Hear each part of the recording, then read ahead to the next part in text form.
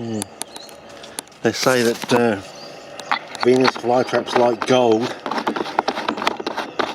I think they mean fool's gold, as in iron sulfide. So we get our pot here, make sure we're on spot Cullen again. Yeah, on spot Cullen. Now I promised you I'd show you this. Over in WA when I was a child, you can sit near your post box and look at the sand, and when you're doing writing the number of the house on the street in fluorescent paint and things like that you made, or pseudo fluorescent paint that looked like it was fluorescent. You got the shade of the paint just right that it almost looked like it was fluorescent. And you used to sit there looking at the sand, and I used to know it used to have little flecks of fool's gold in it, or iron sulfide in it. I know iron sulfide is not magnetic, but I can't remember if it can actually conduct electricity or not. Be interesting to know. It's not magnetic, but whether or not it's like a pseudo metal or something, a metalloid in a way. Although not in the official sense of the word metalloid, but anyway. I just wanted to prove to you that underneath here, it should still be... Now this is a different form. There are two basic forms of iron sulfide, and then there's also the sort of the pseudo, well, it looks almost like metallic sort of thing. So when they say that Venus-Flytraps like gold, they're probably actually referring to the iron sulfide, the metallic looking iron sulfide, little chinks of that in amongst the quartz crystals basically. And it's an ore basically, but not in the same sense as gold or silver, which is spelt probably AWE rather than AOR, because when you find a chunk of gold out in the wild, you're in ore. I got some ore here. It's awesome. It's fairly awesome-tistic. But I just promised you I'd do this to prove to you that it does. It may oxidize up on the surface again, but underneath it's still that nice green, blue, black colour. And you can actually make it go blue if you play around with it. You can actually make it go a real blue colour. And talk about mottling in these sort of glazed soils, and green and blue mottling. But I just thought I'd show that to you. So as you said, we got the newspaper say down the bottom, the organics down the bottom, and we got the minerals over the top sort of thing.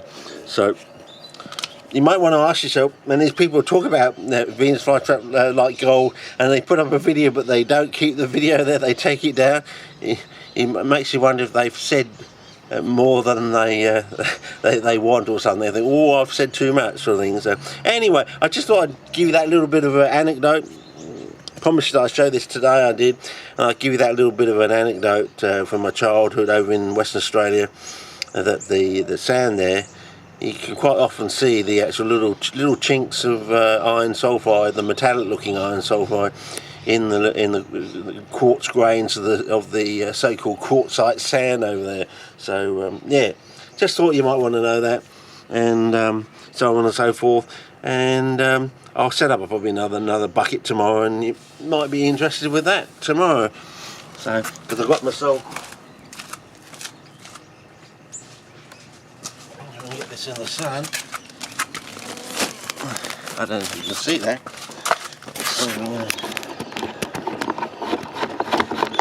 Got a Bunnings bag of this sort of animal bedding stuff. I'm going to wet it up tonight using hot water, of course, to make it wet. I'm using the Bruce Pearson technique for wetting things down, using water straight off the boil, sort of thing that he used to use for peat and other stuff. He even sent me a little bit of a bit of a coir brick when it was all new back then. Yeah, he was generous enough to send me. I've still got that in the shed somewhere. So as an exemplar or sample, basically. So he was generous enough to do that. I don't know if he's still alive. I know that Steve Kamisha's dead. He probably died of skin cancer. I wouldn't be surprised, melanoma, because I've seen some photographs of him in the old days, and either he's doing sun lamps or he was out there sunning himself all day or something, but a bit of a sun lover or something. But yeah, you got to watch it. The sun in this country is so intense, you know, less than 5 minutes between 10:30 daylight saving time and probably 5:30 in the afternoon during the height of the summer here, and you can be you can actually get red skin. It's that quick. Yeah, so you basically stay in the house by that time around my George Washington's birthday sort of thing. You can get like 48 degrees in the shade, you know, no problems. No problem in fry an egg on the bonnet in the car or on the sidewalk. I might actually do that when we get a nice run of 48. Sometimes you can have a run of 46 to 48 days, 2 weeks in a row sort of thing, or scattered about. And yeah, anyway, we'll see how we go. Might have some really odd things going on the next few years as we break out of this 21 year millennial drought sort of thing, 1999 to 2021 sort of thing. That's probably why we've had all these extreme weather events on the East Coast sort of thing.